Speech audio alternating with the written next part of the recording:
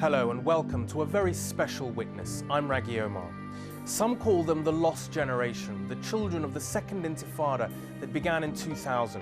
They're growing up in the West Bank, where Israel has installed a network of checkpoints, barriers and walls, they claim, to protect Israelis from Palestinian suicide bombers.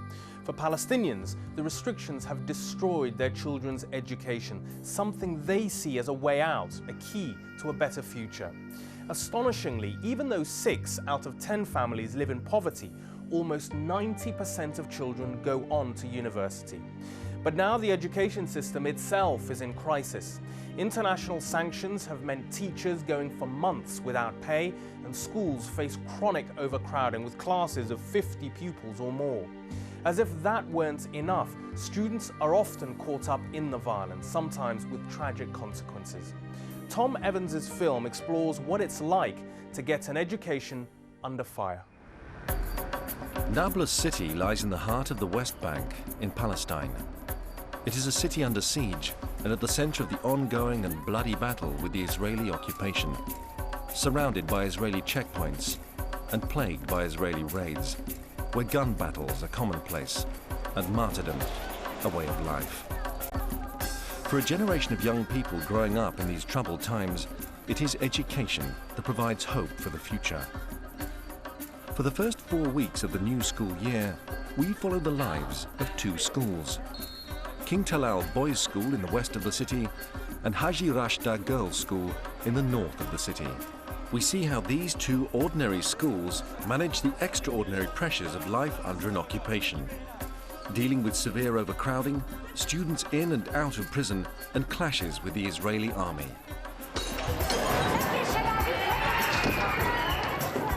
This is the story of 2 schools in Nablus.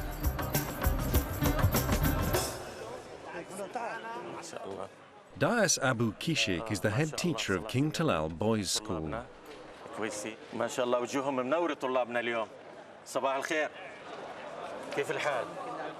After a 3-month summer holiday, today is the first day of the new school year.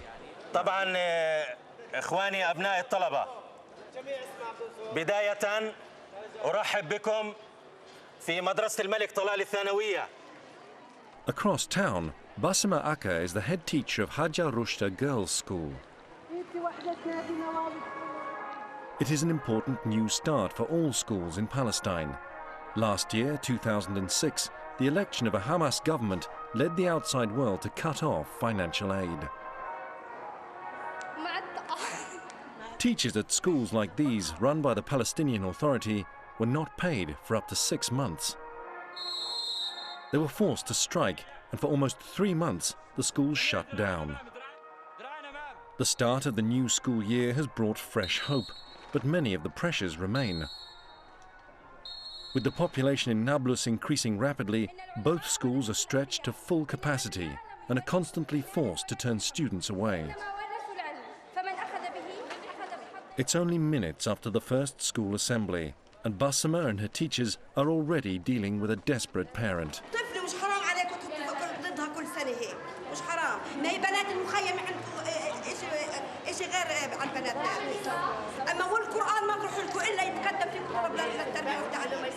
This girl is from the refugee camp right next door to the school, but she has been transferred to a school run by the United Nations.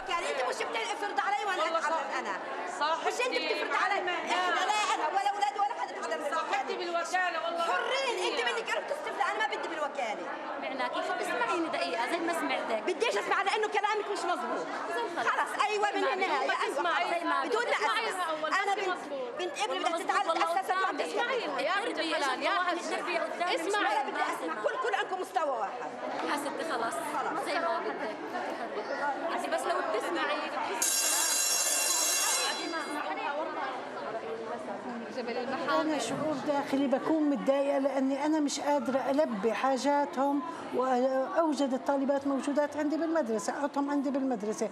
أنا شاعرة مع الأهل وشاعرة مع مشكلتهم، ولكن ما باليد حيلة، أمر فوق إرادتنا.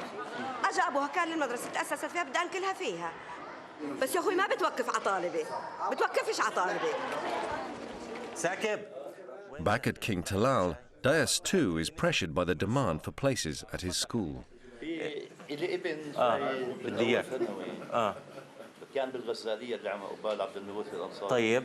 حاطينه في عمرو بن العاص. وأنت عارف. والله ما في مجال يا أخوي، ما أنت شايمن من الصبح. فيش مجال والله. مضغوطة المدرسة ضغط كامل. يا سيدي والله ما بقدر، هي كلهم. أنا منين يا ريت والله. أنا بقول لك يا ريت لو في مدرسة كمان وفي ابني يسأل الأستاذ كان مليناها. شفت وشاهدت من الصبح كل أب جايب ابنه وجاي على المدرسة لأنه مهتم في ابنه إنه يكون في مدرسة كويسة كمان. فالأب بيتوجه نحو مدرسة، وهي رغبة الأب، رغبة حق مشروع لأي إنسان. لكن في قضية استيعاب المدرسة أنا مكونة من 13 غرفة. السلام عليكم، يعطيك العافية. طيب استريح. أنا شو طلبت منك؟ شيل الطيب. أو ليش مش قاصص شعرك؟ ها؟ ليش مش قاصه؟ أنا ليش؟ شايف شو هالتسريحة هاي الحلوة؟ طيب الله يرضى عليك. الله يخليكم. يكونوا مرتبين. بعدين القميص تبعنا سكني. مين اللي برن جواله؟ هذا اللي مهتم فيه. A typical school day for senior students at both schools is around 8 lessons of 45 minutes. حصص أنا بحس إنه الحصة الأولى أصلا إحنا بنكون فايقين من النوم يعني وجايين على المدرسة فبنكون أصلا نعسانين. الحصة الثانية أكثر شوي بنفوت. الحصة الثالثة خلص بنكون جوعانين يعني على الفرصة. بعد الفرصة بنكون خلص يعني الأكل وصل إنه مش قادرين نستوعب. الحصة الخامسة بنبلش نتعب وننعس. السادسة والسابعة فيش استيعاب. Even for students in their final year, they're taught 11 different subjects. إنه هي 10 السنة عندنا ولازم نحدد إنه إيش بدنا علمي ولا أدبي، فبكون علينا كثير ضغط. إنه من قبل عندي إنه أنا حابة أروح علمي، فإنه هي آخر سنة إلي في المدرسة. With a high premium placed on education in Palestine, about 90% of these students will go on to university. I like to travel outside and find a job to get a good future. Make something to my country, maybe. It's interesting, it's something exciting, something good, I think. Good. We feel interesting for here, but come after 2 months or 3 months, you will see us bored from the school. It's 8 o'clock in the morning, and the Palestinian police are patrolling the streets as the students arrive for school. In a city where street battles with the Israeli army can flare up at any moment, patrols like these help keep the young people of Nablus out of danger. الانتفاضة الحالية أثرت بشكل كبير على الطلبة. أيضاً عدد كبير من الأسرى أعمارهم تقل عن 18 سنة، عددهم كبير جداً، وهم يعني طلاب وزملاء للطلاب الموجودين في هذه المدارس. شيء طبيعي إنه لما يكون بجانبك أسير وبجانبك شهيد، شيء طبيعي إنك أنت تشعر بالخطر. In the last 6 years, 8 King Talal students have been killed and 30 jailed by the Israelis. At the moment, 15 of Daesh' students are in prison.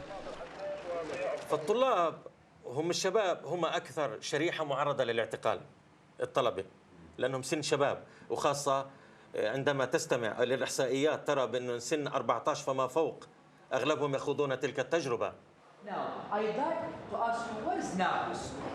Almost half of the students at King Talal have close family members in prison.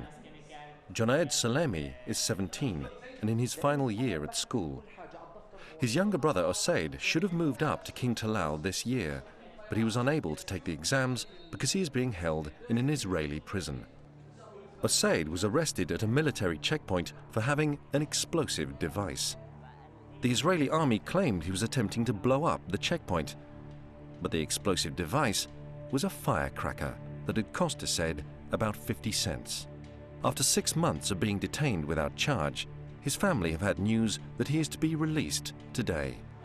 I waiting that moment for 6 months, and it's be as a big surprise when he call and say, okay, now I'm get out.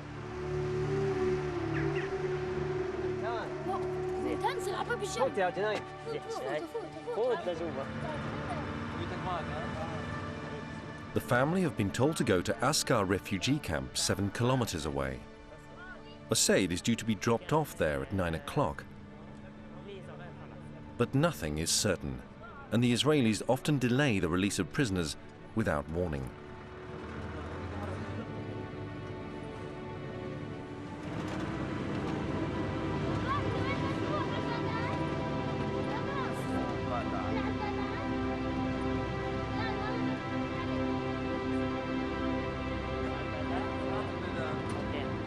اكيد اول ما راح اشوف الباص راح يعرف وسام عسكر عمومي عسكر ناس وعالم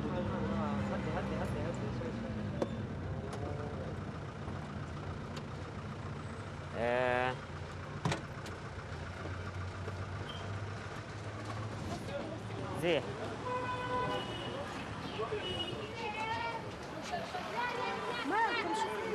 ايه فولكس ما يجاش مش في الباص. I pray for my brother come fast. It's something like what I say. Every message take something of mine. Khalid.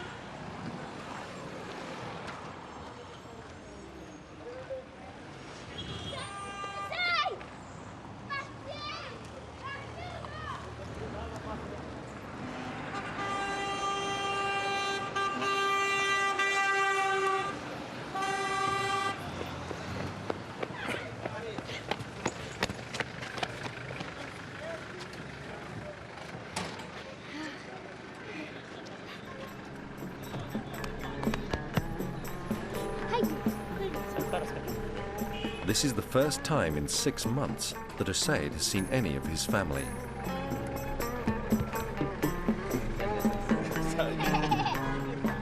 During Assaid's imprisonment, he was not allowed any visitors. He also had no access to teachers or books while in prison and is now 6 months behind his classmates. He now faces the daunting task of reintegrating back into school life. But tonight, all that matters is that he's home.